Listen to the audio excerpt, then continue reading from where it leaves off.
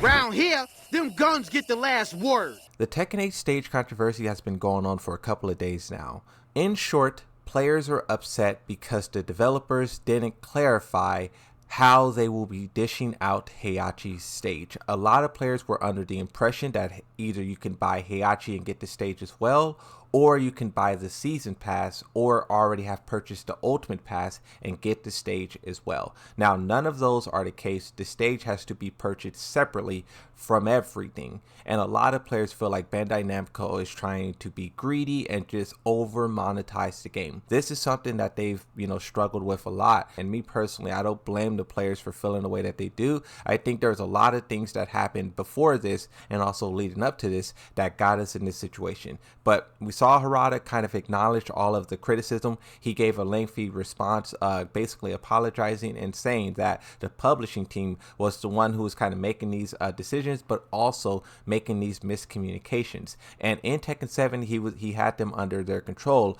but with the team expanding, he no longer can control them, and he wants to restructure the company so he can once again control them. Now, that apology and that tweet was deleted. I think, we don't know truly why, but I think basically because Harada was putting the blame on the publishing team for everything that was happening, and someone at Bandai Namco probably seen that and was like, you can't say that. Now, the conversation is still ongoing. Now you have this other wave of players and some content creators mixed in there who thinks that everyone overreacting is doing exactly that, overreacting. When you currently look at the Steam review, you can see that this review bomb is still pretty much ongoing. Now, there's a mix of why people were upset with the game, but this was all really triggered by the stage. But when you look at the Steam numbers, it is actually doing good. You go from 10 to 9 to 8 to 7. When you zoom in a little bit more, you can see that they were in the 7 range, and then you can see at one point before Heihachi came out, they were in the 6. Now, Heihachi pulled them out of that, back up to 8,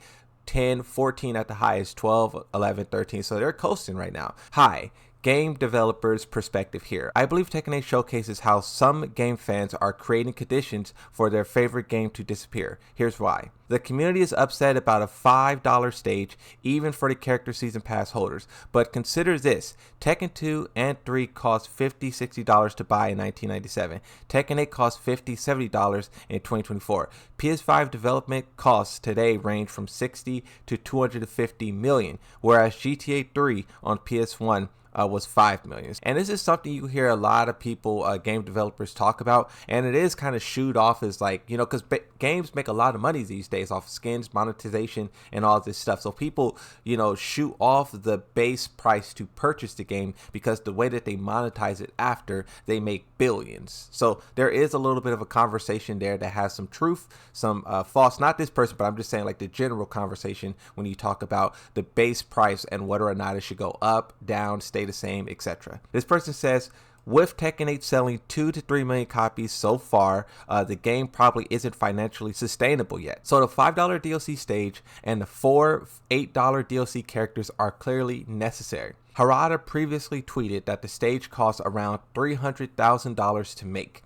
So making it free or a part of the character season pass will likely hurt financially. Tekken 8 on paper is an astonishingly risky bet. It's almost delusional on paper and can only survive with every concurrent player throwing $5 at it or aggressive growth. The fan base, while passionate, isn't growing enough and seems uninterested in the financial realities. They review bomb these sustainable efforts, then wonder why franchises like Soul Calibur and Virtua Fighter are gone. And this is something that I was talking about on stream as well, is these games are very expensive and their player bases aren't growing. The developers are literally doing anything and everything to try to grow these player bases, and as you see with Tekken 8, it's having kind of disastrous consequences. They simplified this game so much to bring in a player base, and the player base they already have is frustrated by it.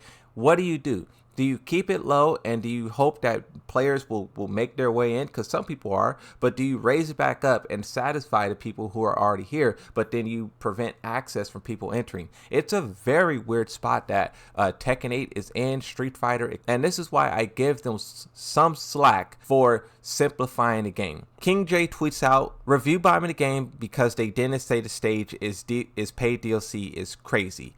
any chance of us getting stuff now, and the transparency is down the drain at this point. This statement from King J got some negative pushback. One person says, the bootlicking here needs to be studied. King J responds to this and says, you do realize I make my own content and do things on my own, right? Opinionated on the game, when and where I want to be. I openly explain frustrations on the game, and your big head wants to talk about bootlicking, be quiet. Another person here says, it's not just the stage, it's the monetization practices. And this is what I was saying as well. This stage is just like the last domino, right? They've been doing so much, from mods to the shop to the store to reselling old Tekken 7 items. All of that stuff, I think, is what's accumulated in this review bomb. Players are just sick of being nickeled and dimed. Even if the other guy said it's necessary, I think it's a better way to go about it, instead of like lazily reselling Tekken 7 outfits and stuff. But this person continues to say, it's the introduction of a shop after the first review period. That's something too, right? If they needed the money, just be honest. Just put the shop in the game at launch, and then boom. It's the artificial replay locks if you don't have a character you're fighting against. People complain because these things suck. King J responds and says, so because they have a shop, it's the result of the mass dislike review.